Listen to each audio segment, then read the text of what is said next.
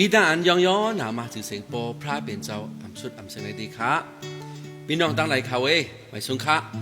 วันดังสุดเขาค่ะใครขอย้อนตั้งนิมตั้งนีกดีโปพระเป็นเจ้าอิเลสุเจสุตั้งลีกูชื่อกูลองอันมีกันแต่ไหนพระเจ้าเยซูนั้นแคนดอมมีอยู่กันเนื้อของเป็นเฮาคาเซกามแคนดอมมีอยู่กันดีนาการแต่งงานเป็นเฮาคาเซกามไหนวันดังสุดเขาค่ะใครตรงตักลูกศักพี่น้องใครมีจังหนังไหนครับ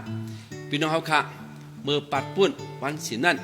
เป็นวันตันเวนแค่ตันนินกันอยู่นี่นะครับอ๋อเป็นวันศีลโดยลองว่าตันเวนแค่นะครับ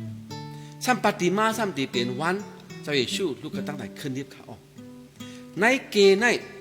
นปัดในเปิ่นซ้ำลาดว่าโฮลีวิกนะครับอ๋อเป็นวันอันเป็นปัดอันมดจังเลยครับเขาขาดด้วยเลยลองเจ้าเยซูไปเส้นตั้งดีเข้าที่ไหนเวงเยรูซาเล็มนะครับก็นั่นแหละเมื่อไหร่ใครปันโหมโคมันเสียนทั้งเจ้าเยซูพี่น้องเขาเสียนทั้งเจ้าเยซูนะครับอ๋อพอขาดด้วยกันที่ไหนคุยวันเจ้ามาเทกนั้นของเศร้าเอ็ดนั่นเมื่ออันเจ้าเยซูตึงตะเปมันไม่ดีตั้งใจลอยสั่นด้วยหนุนนั่นเจ้าเยซูใช้ตะเปมัน2ก็กว่ากันที่วันไปนาเสียเลยกะเอามาลีมาหน่อยครับมาลีนั่นมัดไว้ขวัดไว้อยู่เมื่ออันกว่าขวัดเมื่ออันกากีนั่นเพราะเปิ้นถามเอาให้สังนั่นเสิงว่าเจ้าเฮามีอโลไหนว่าจะนั่นเสเอามาไหนมันสั่งอาตะเปมันเขาตะเปมันก็กว่าเสียเลยกาหันมาลีเหมือนจะหนังเจ้าเยซูรัดกันที่เขานั่นครับเขาก็เอามาเสียเลยมาปั่นเจ้าเยซูเขาเมื่อเจ้าเยซูขี่เนื้อมาลีเสียเลยเข้ากันในเวงเยรูซาเล็มนั่นมีกวนน้ำหนักฮับโหตั้งเจ้าเยซูห้องเสียนเป่าเลยว่าให้เป็นโฆษณาสิกรรมเลยลูกใจดาวิดอันเลยอักขวางพระเป็นเจ้าเสียจ้าลงมานั่น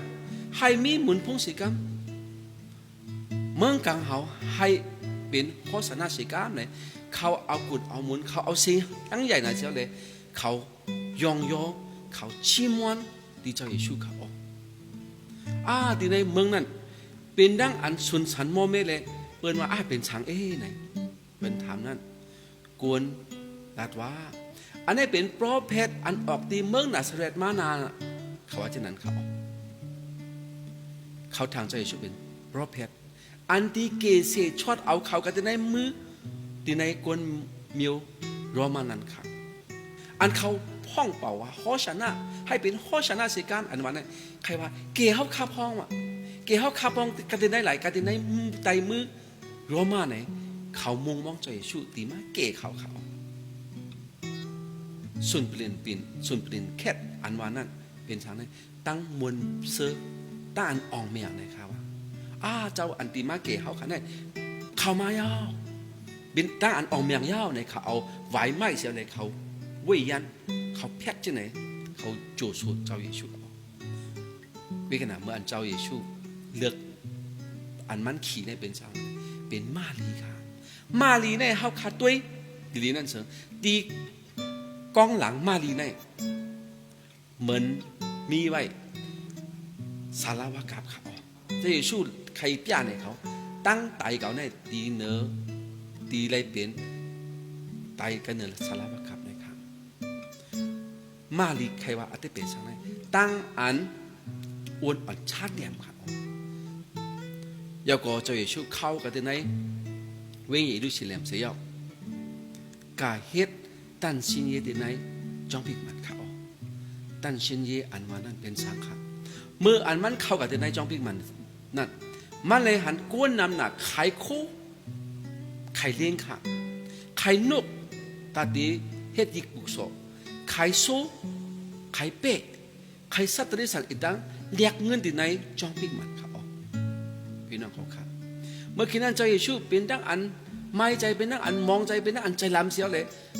ทีมเปียดเอาสปอยของเขาย่าลู่เหลียวเปียดเสียเลยลาดว่าสู้เขาให้ขึ้นโปก่อนในเหมือนจะหนังตำยาตุ้ยอันว่าขมจวนฮาวามันหลัดจากนั้นก็ดีกวนไข่โคนนั่นครับจ้องปิ๊กมันโปก็ได้เป็นตาดีเป็นจ้องปิ๊กมันเฮ็ดวัดกู้ไก่ก็มันสั่งรัดสั่งสอนปัน ก้นอันไข่โคไข่เลี้ยงนั่นครับก้นน้ำหนาก็ซ้ำเอาก้นอันอำอยู่ลีว่าก้นอันตีนใดมือใดก้นอันตาหัวจะไหนมาที่เจ้าเยซูก็เจ้าเยซูยกยาบันตั้งใครตั้งเปลี่ยนเขาก้นน้ำหนาแค่ยองย่อเจ้าเยซูจังค่ะให้เปลี่ยนข้อสนาสีกรรมเลยเขายองย่อเจ้าเยซูเขาถึงกังคามาแล้วนั่นเจ้าเยซูออกกติเมืองเยรูซาเล็มกันเสียอะไรการนอนกติวันปีนี้เนี่ยเขาขาได้พูดแทนที่นี่จำดีเขาถึงการในเจ้ามาเจ้าเยซูลูกกติวันปีนี้เสียอะไรเข้ามากติในเวงเยรูซาเล็มนั่นเมื่ออันมันหันตัวหนักหรือซ้ำพอตัวนึงการในเจ้าเนี่ยมันก็ต้องไม่เมื่ออันต้องไม่นั่นมันก็ถังว่าตัวนั้นมันดีมีหมักอยู่ไหนมันก็ตัวนั้นก็เปิดหันหมักเลยมันกินดีตัวหมักหรือซ้ำพอนั้นตัวหมักดูซ้ำพอนั้นไล่แห้งไล่เหี่ยวกับคำอยู่เนี่ยเขาขาดอะไรพูดเลยหันจะได้สามารถจำดีเขามันเข้ากว่ากันในจ้องปิกมันพระเป็นเจ้าเสียมันสั่งสอนสูงมากปันค่ะก็เปิดอขิงมันปอเมียวมันหูมันดีไล่ขำตายกันในมือกวนยุตะกันในมือกวนอันอำนาจดูมันอันเป็นยิกโปรเฮจินันเขาพี่น้องเขาค่ะเจ้าเยซูนั่นมันหูอขิงมันปอเมียวมันรัดเนมันโคลรัดเนกติตะเปมันอีตั้งกวนตั้งนำตั้งไหลเลยลองเมืองกังเขาเมืองกังเขาติดเตะเป็นมาเช่นหนังหือให้ไรหนองตาเช่นหนังหือเขาดีกว่าเขาดีเมเห็นลูกขั้นบนหนังสูเช่นหนังหือ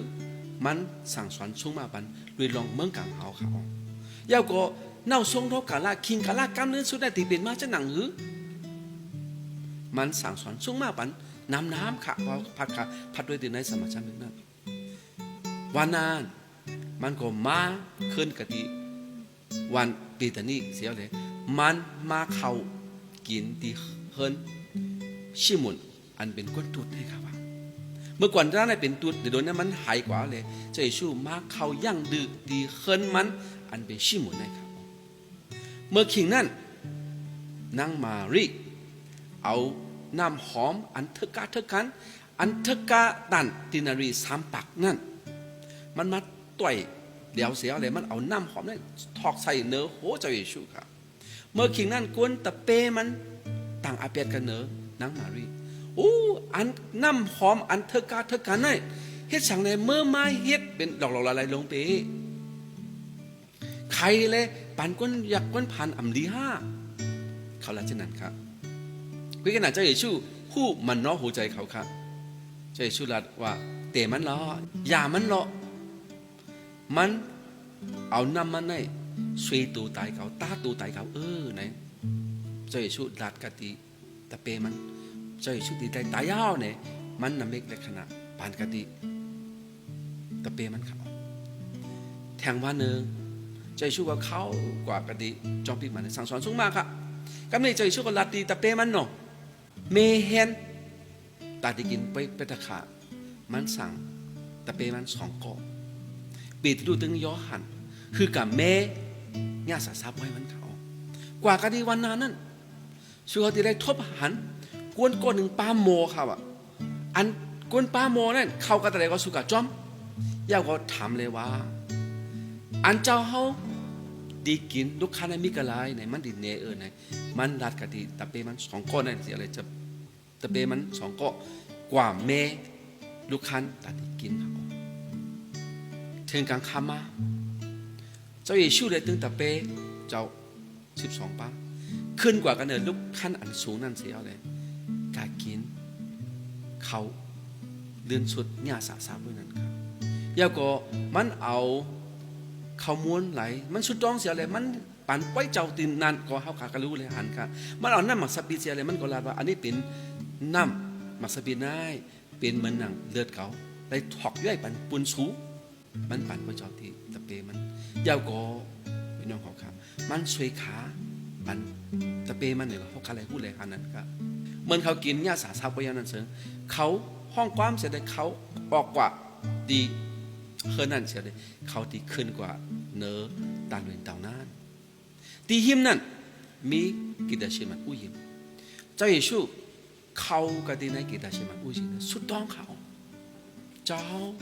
ปอกอกในจังป่วนก็ป่วนคากาสิกามมันชุดต้องในตีกีตาเชมาอุ้ยนี่ครับแล้วก็มันชุดต้องป่วนตาเปมันตั้งน้ำตั้งไหนครับมันหลักจะดังคืออันวันนั้นคือวันเจ้าโยหันกันนั้นหลง17เนี่ยเขาขาดแต่เดียอันเอาปอพระเป็นเจ้าแล้วก็บัดดพระเป็นเจ้าอันเจ้าเขาปันคานั่นเช่นคาก็ปันกันดีเขาเนี่ยอ่ะย่างเปิดเหลียวเขาตึงคาในมีไว้ตีเมืองลอกาอยู่ก็พวกขาเมืองตีชาวเขาขานั้นเขาติดกึดไว้ตีในเมืองลอกาในคาในอ่ำเป็นคาในอ่ำจับแข่งกันดังในลอกาเขาก็ตีอ่ำจับแข่งกันในลอกาคุยกันนะเขาตีมีในลอกาอยู่ในเมื่ออันเขามีลอกาในอยู่นั่นเสือกวนลอกีลอกาในที่อ่ำเสกสามเขาก็เป็นอะไรให้เขาเป็นน้ำหนึ่งใจเร็วกันสิก้ามไหนชาวยิชูในสุดต้องปุ่นตาเปมมันเจ้าเมื่อคืนนั้นยูดาอิสิกุดดึงปลาอันก้นดึกซึกย่อมมาอีดังก้นอันจำก้นหมอจำก้นอันยูดากำพอเลยมันเงียบเจ้ายิชูพี่น้องเขาค่ะมันเงียบเจ้ายิชูเสียเลยกะแถวดีคนหัวค่ำแถวดีคนหัวค่ำพิรัตเมื่อแถวดีคนหัวค่ำพิรัตก็เจ้าคนหัวค่ำพิรัตก็ถามมันเมื่อเป็นคนหัวค่ำยูดาอันมันว่าไงมันถามในเจ้ายิชูเจ้ายิชูรัตนาเจ้าเมืองเก่าในอ่ำจับเสียงกันดังในโลกาในวะโป้จับเสียงกันดังในโลกาในเสือวะกวนเก่าตีตึกโตสูอ่ำคือเก่าเลยเข้าแต่ในมือสูเจ้าเยซูมาตีในเมืองโลกาในตามมาอกชุบตีในเมืองโลกาอ่ำใจขาก็เป็นแต่ในมันว่าตีในเมืองโลกาในอ่ำจับเสียงกันตั้งเก่านะครับว่า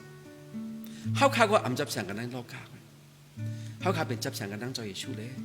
เจ้าเยซูมีแต่อะไรก็เขาขาแต่เลยมีแต่นั้นเขาพี่น้องเขาค่ะไว้หลังมาเจ้าเยซูรัดว่า